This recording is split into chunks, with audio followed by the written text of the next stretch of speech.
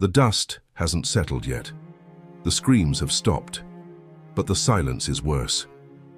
You stand on a field in North Africa, surrounded by bodies, men, horses, and elephants. The greatest general of his time has just been defeated. Not in Italy, not in Spain, but here, far from home. Across the field, Roman soldiers chant a name: Scipio, Scipio, Scipio. And somewhere, a man who once made Rome tremble walks away in defeat. That man is Hannibal Barca, and this moment will decide the fate of the Mediterranean world.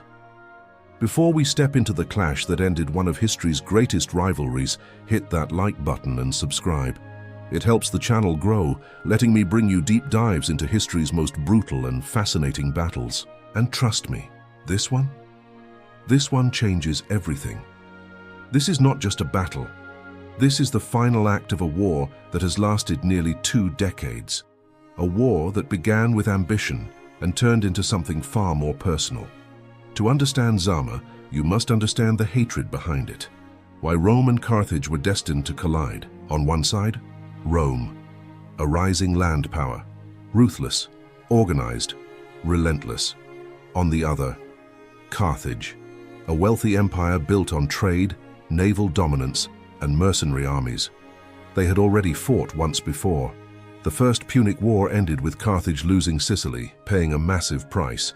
But the war didn't end the rivalry, it made it worse. As a boy, Hannibal stood before his father and made a promise to never be a friend of Rome. That oath would shape history. Hannibal wasn't just a general, he was a strategist, a risk-taker, one of the most dangerous minds on a battlefield. And when war came again, he didn't attack Rome the way anyone expected. In 218 BC, Hannibal did something that stunned the ancient world. He marched an army across the Alps, with elephants, through snow, starvation, and ambush. By the time he reached Italy, he had lost thousands. But what remained was hardened, unstoppable. Rome wasn't ready. The Romans met him head-on, and they paid for it. At the Trebia River, defeat. At Lake Trasimene, slaughter. Entire Roman armies wiped out. Hannibal wasn't just winning, he was humiliating Rome. And then, it got worse. Because what happened next would become one of the most devastating defeats in military history. A battle so catastrophic that even today generals still study it. In 216 BC, Rome gathered one of the largest armies it had ever fielded, around 80,000 men. They wanted to crush Hannibal once and for all. Instead, they walked into a trap. Hannibal bent his center, let the Romans push forward, then closed in from the sides, and finally, from behind. A perfect double envelopment. The Romans were surrounded, trapped, crushed. By the end of the day, somewhere between 50,000 and 70,000 Roman soldiers were dead in a single battle. It wasn't just a defeat, it was a catastrophe.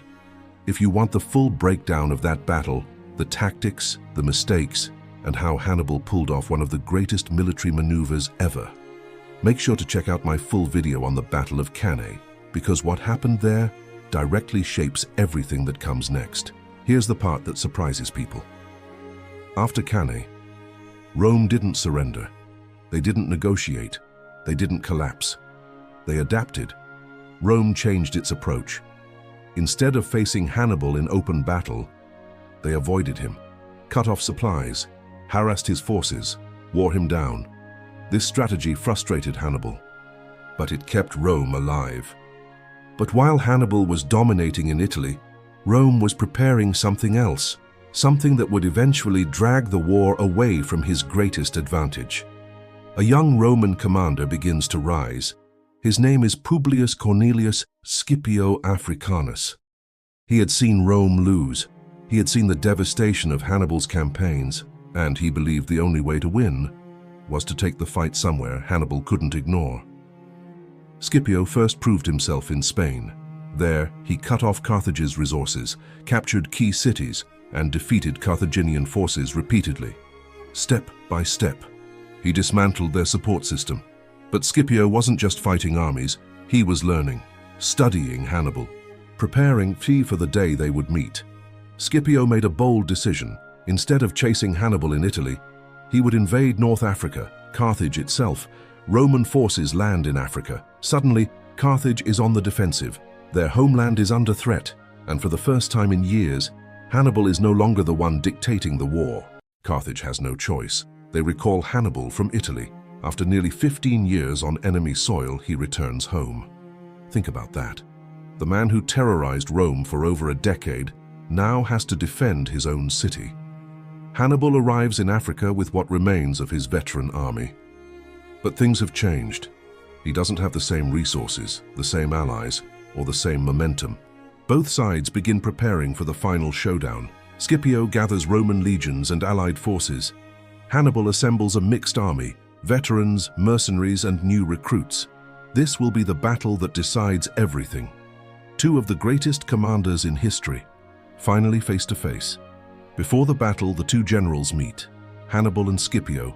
They try to negotiate peace, but neither side is willing to back down.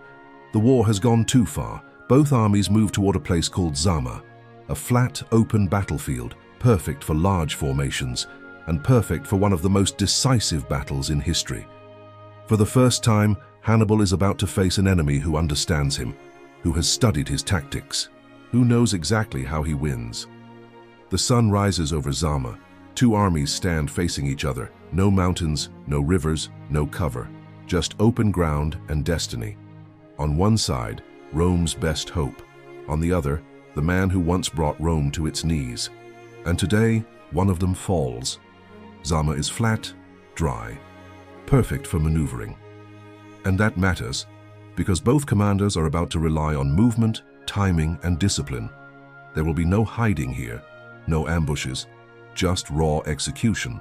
And for the first time in his life, Hannibal is about to fight a Roman who doesn't panic. Hannibal commands roughly 40,000 infantry, 4,000 cavalry, 80 war elephants. But this isn't the same army he had in Italy. It's a mix. Veteran troops from his Italian campaigns, mercenaries from across the Mediterranean, newly recruited Carthaginian citizens. This matters because cohesion wins battles, and Hannibal's army, it's not fully unified. Hannibal organizes his infantry into three lines. First line, mercenaries, Gauls, Ligurians, Balearic slingers, experienced but not deeply loyal.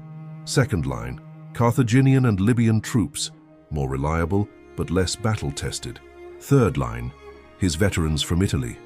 These are his best men, the survivors of Trebia, Trasimene, and Cannae, hardened killers, and Hannibal keeps them in reserve. That decision to hold back his best troops is going to define the battle. At the front, Hannibal places his elephants, around 80 of them, massive, terrifying, unpredictable. Their job is simple: break the Roman lines, cause chaos, and open gaps for the infantry to exploit. But elephants are a gamble. If they work, they devastate. If they panic, they can destroy your own army. And Scipio knows exactly how to turn that gamble against Hannibal. Scipio commands 30,000 infantry, 6,000 cavalry. Smaller infantry force, but stronger cavalry. And more importantly, better cohesion. The Roman army is organized into maniples: hastati, front line; principes, middle line; triarii, veteran reserve. Each unit is flexible, able to move independently, adapt quickly, and maintain formation under pressure. But here's what changes everything. Scipio modifies the traditional Roman formation. Instead of tight, staggered lines, he creates lanes, straight gaps running through his army, from front to back. Why would a general intentionally create gaps in his own formation? Because he's expecting something big. Those lanes? They're designed for the elephants. When they charge, instead of smashing into a solid wall, they'll be funneled through the gaps, neutralized, controlled. Scipio adds another layer: light infantry with javelins, trumpeters to create noise. The goal? Confuse the elephants, panic them, break their charge before impact. And when those elephants panic, they don't just stop, they turn. Cavalry will play a massive role. On Rome's side, Roman cavalry.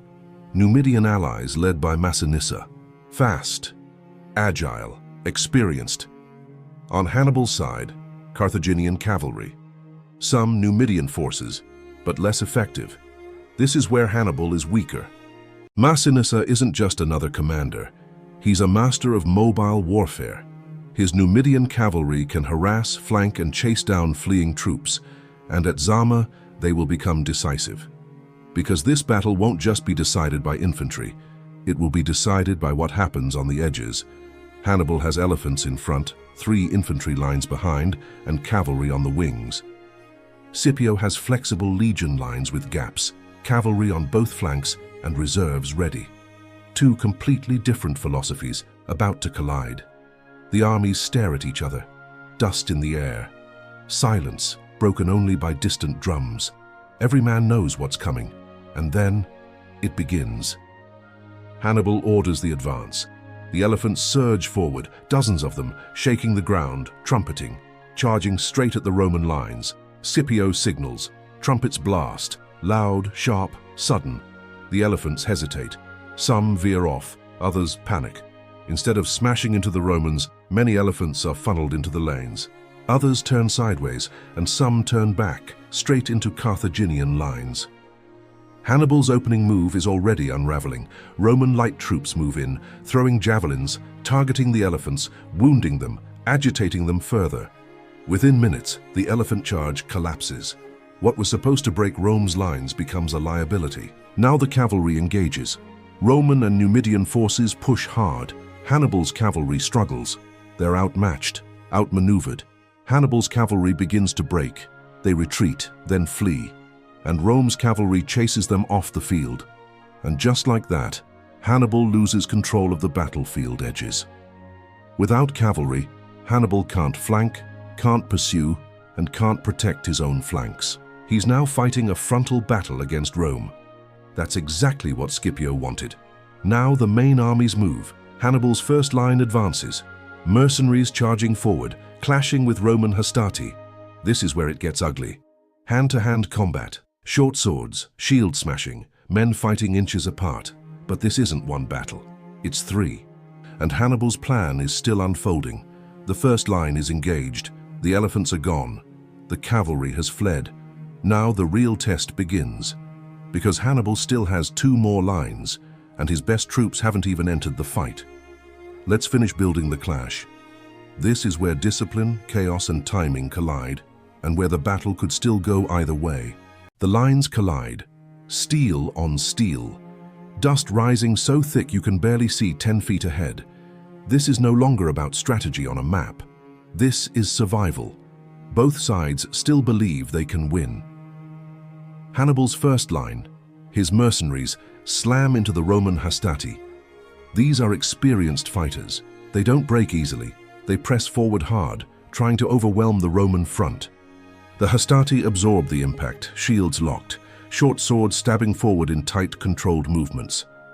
This is Roman discipline at its finest, not flashy, not chaotic, just relentless. But Hannibal didn't expect his first line to win. He expected something else. This first wave is meant to wear the Romans down, to exhaust them, to soften them up, so that when the real blow comes, they won't be ready. Despite their effort, the mercenaries begin to lose ground. Roman formations hold, push forward, step by step, forcing them back. And here's where things start to fall apart for Hannibal. As the first line retreats, they try to fall back through the second line. But the second line doesn't open up cleanly. There's confusion, shouting, panic, and suddenly, Hannibal's own army starts fighting itself. The retreating mercenaries clash with the second line. Arguments turn into violence. Some are pushed aside, others are cut down. Cohesion, gone. Momentum, broken. Hannibal's entire plan depends on timing, on coordination between his lines. But now, that synchronization is collapsing. Eventually, the second line moves forward. Carthaginian and Libyan troops step into the fight. They hit the Romans with fresh energy, and for a moment, the battle stabilizes. And now, for the first time today, Rome starts to feel the pressure. The fighting becomes brutal, close, grinding. Neither side gives ground easily. Men are exhausted, breathing hard, fighting on instinct. But here's where Publius Cornelius Scipio Africanus shows his brilliance. He doesn't just push forward blindly. He pauses, reorganizes, keeps his lines intact. The Roman system allows units to rotate. Fresh soldiers step in, tired ones fall back, maintaining pressure without collapsing. This is something Hannibal's army struggles to match, because Hannibal is about to make his final move behind the chaos. His third line stands ready, silent, disciplined, unmoved. These are his veterans, the survivors of Italy. These men have fought Romans for years. They know their tactics. They've beaten them before. If anyone can turn this battle, it's them. Hannibal pulls back what remains of his second line, and finally, he commits his veterans. This is it, the moment everything has been building toward. The veterans advance, slow, controlled, no panic, no wasted movement. They crash into the Roman lines with precision. This isn't chaos, this is skill, experience. These men aren't just fighting, they're executing. For the first time, Roman lines start to strain. The veterans push hard, testing every weakness, and for a brief moment, it looks like Hannibal might actually pull this off. Scipio sees the danger. He halts the advance, reforms his lines, extends his front, matching Hannibal's veterans head-on. Instead of being compressed, the Romans expand, giving themselves room to fight, preventing another encirclement like Cannae. At Cannae, Rome was trapped, surrounded, destroyed. Scipio refuses to let that happen again. Now the battle reaches a standstill. Veterans versus disciplined legions, neither side breaking, both exhausted, both bleeding, and then something changes, something Hannibal cannot control. In the distance, you hear it. Hooves, fast, getting closer. The Roman cavalry has returned, and they're coming straight for Hannibal's rear. Let's bring it home. This is the moment everything collapses. At first, it's just a sound. Hooves, faint, then louder, faster, and then you see them, riders breaking through the dust, coming straight for the rear of Hannibal's army. Earlier in the battle, Rome's cavalry had chased Hannibal's forces off the field. Now they're back, and they're not slowing down. On one side, Roman cavalry, on the other, Numidian riders under Massinissa. They slam into the Carthaginian rear. Hannibal's veterans, already locked in brutal combat, suddenly find themselves attacked from behind, front, sides, rear. The exact nightmare Rome suffered at Cannae now happens to Carthage. Years earlier, Hannibal Barca had perfected the double envelopment. Now, he's the one caught in it. The veterans try to hold, they fight hard, but they're surrounded, exhausted, outnumbered, and with no cavalry to support them. The line begins to break, and once it breaks, it doesn't stop. Men begin to flee. Others are cut down where they stand. Formation dissolves into chaos. Command structure gone, signals lost. Hannibal's army collapses. Roman forces press forward, systematically, relentlessly. This is no longer a battle, it's a slaughter. By the end of the fighting, Carthaginian losses. 20,000 killed, 20,000 captured, and Roman losses, 5,000 killed. Exact numbers vary by source, but the result is undeniable. Carthage is shattered. And just like that, the war that started nearly 20 years earlier is over. Hannibal survives. Barely. He escapes the battlefield. But this time, there's no comeback, no second campaign, no second chance. Across the field stands Publius Cornelius Scipio Africanus, victorious. He has done what no Roman had managed before. He defeated Hannibal, not by luck, but by understanding him. Scipio didn't out-Hannibal. He adapted. He neutralized the elephants, won the cavalry battle, maintained discipline, prevented encirclement, and timed the final blow perfectly. This was calculated, deliberate, earned, and the consequences? They reshape the entire ancient world. Carthage is forced to surrender. The terms are brutal. Carthage had massive financial penalties, loss of territories, navy reduced and forbidden from waging war without Roman permission. Carthage is no longer a rival. It's a client state. Rome emerges dominant, unchallenged in the Western Mediterranean. This victory sets the stage for expansion, empire, and eventually, total dominance of the ancient world.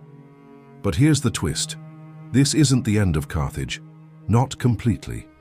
Decades later, Rome will return, not to defeat Carthage again, but to destroy it completely.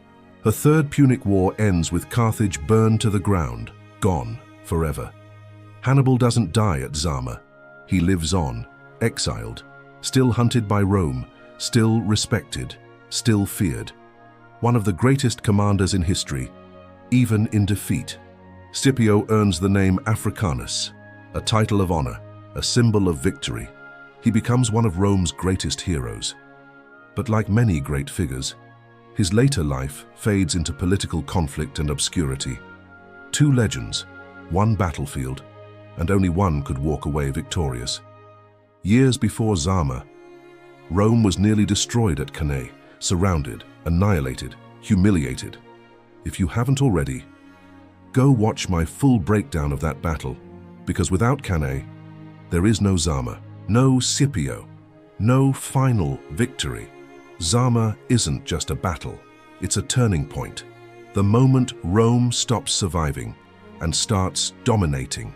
The moment Carthage stops competing and starts declining. Think about this. If Hannibal had won at Zama, would Rome have fallen? Would Carthage have ruled the Mediterranean? Would history look completely different? What do you think? Did Hannibal make a mistake at Zama? Or was Scipio simply the better commander that day? Let me know in the comments. Thanks for watching. If you enjoyed this deep dive into one of history's most decisive battles, don't forget to like and subscribe, and I'll see you in the next one, hopefully.